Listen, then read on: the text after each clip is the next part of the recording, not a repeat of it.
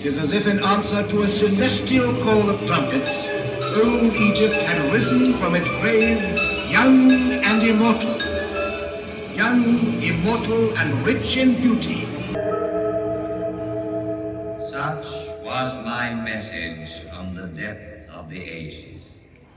Girls' voices, the voice of wise men, of children, the voices of ancient Egypt. And if those voices sounded familiar to you, it is because their first echo had already reached you through Greece and Rome, Christianity and Islam.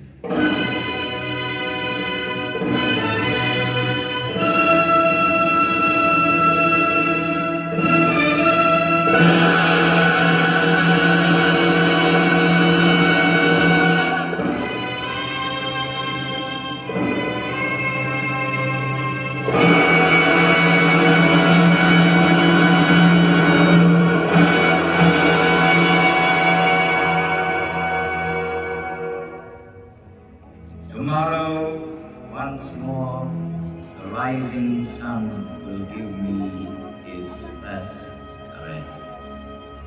Thousands of other suns shall rise again and fall.